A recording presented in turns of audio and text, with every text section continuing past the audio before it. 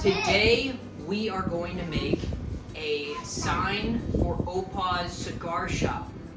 What do you guys think? Should we do this? Let's do this!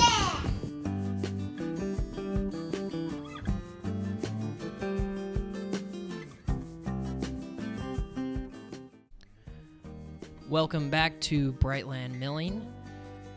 Thanks so much for joining us today. As you saw in the introduction, we are going to be making a piece for the cigar shop that my dad likes to go to where he lives.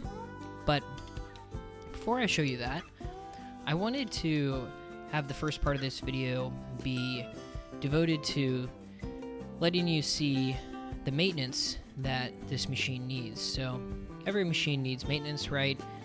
This is the first time that I'm doing this, and there's not too much to it. This is a bracket that fell off our dust collection here, so I just needed to put that back on. But yeah, you're going to spend hundreds and even thousands of dollars on equipment, and you just need to take care of it, just like your car, just like any machine. So I'm going to dust everything off, and then I'm going to actually try to fire up the machine here.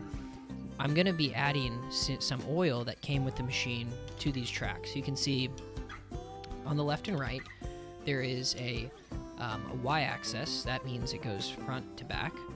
And then an x-axis, which goes left to right. And this right here is the z-axis.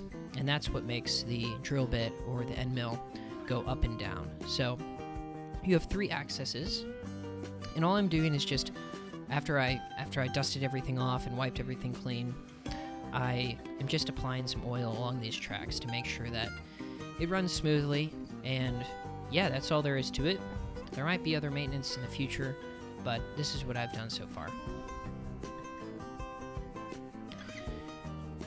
Yeah, and then we'll get right into the design here. So this was the design that I found for the cigar shop, and I put it into the 3D software here, and it kind of just worked. I had to tweak it a bit, but I was pretty happy with it. I'm going to be measuring the thickness of this board. I think you've seen me do this before. And this time I'm adding some double-sided tape on the underside because you want to make sure that you can use clamps, and I will use clamps to hold this in place, but tape just kind of makes it, go the extra mile as far as security goes. And also, if the board is not perfectly flat, this could help you get that board perfectly flat on your table there. See, pushing it down. With this is actually my first piece of hardwood. So this is red oak, and I was wondering how is this going to cut. And I am using a down cut here, which means that as this end mill spins, it is pushing the wood chips down instead of pulling them up. So just giving you that clean edge. This is red oak, so it is pretty hard. Won't have the same problem as plywood, but I still decided to go with a down mill. Here I'm changing out bits, so we've done the rough pass, and now we're going to do a finishing pass. And so this is a 1/16 of an inch down mill. It's pretty tiny. They get even smaller than that. So this is going to go through after the rough pass and start adding those fine details that the bigger bit could not get. And as I started looking at it, I thought, oh man, okay, this is not good.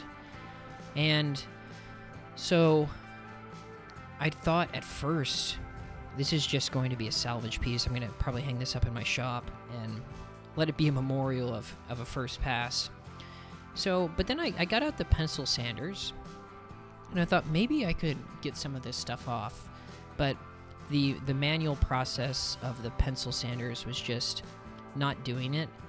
Oh, and this is the bit actually broke. I forgot to mention that little piece there, that bit at the very end, after a 4-hour job, it broke at the last minute. I don't know why. Maybe it hit a hard little tiny knot or something like that. But I'll have to order another one of those. This is me going in with a pencil sander, trying to finish it up, touch it up, but I got some advice from 2 different people during this project, and they said, you should try out a Dremel. So Amazon, thank you, Amazon. I got this in like one day for $25. It's battery powered.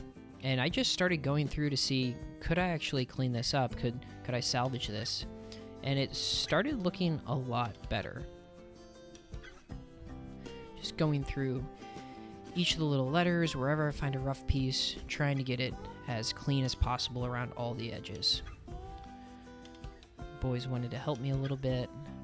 This is a tricky one involving kids. But after I did the best I could with a Dremel, I decided that I was going to cut this down a bit. I ended up having some borders at first when I did the design.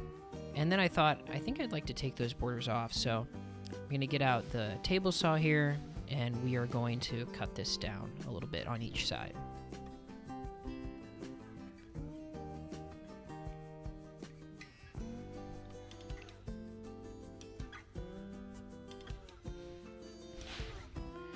One of the things that I am continually learning is that one of the proverbs says that a lazy man, if I'm allowed to paraphrase here, a lazy man reaches his hand into the bowl, but he doesn't have enough strength or determination to even bring it back to his mouth.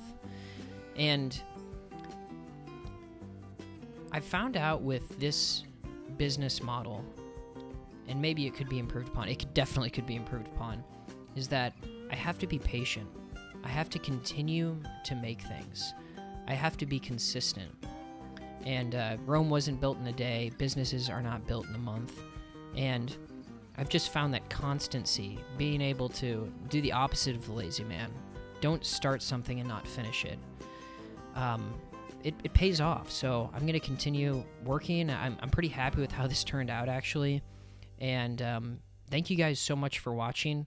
I'll keep you updated, and we'll be coming out with something next week, too. So thanks for watching, guys.